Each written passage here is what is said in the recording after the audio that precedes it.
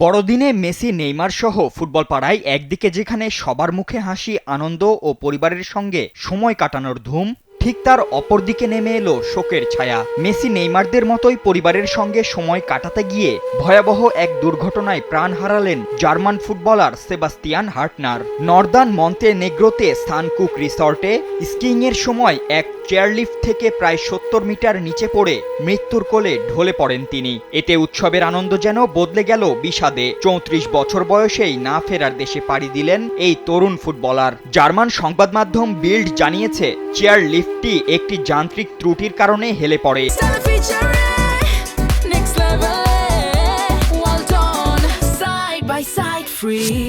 এবং হার্টনারের জায়গার দিকে চলে আসে।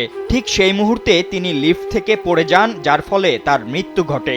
এই দুর্ঘটনায় গুরুতর আহত হয়েছেন তার স্ত্রী। চেয়ারের সঙ্গে আটকে তার পা ভেঙে গেছে। জার্মানির অনূর্ধ্ব ১৯ জাতীয় দলের হয়েও খেলেছিলেন হার্টনার।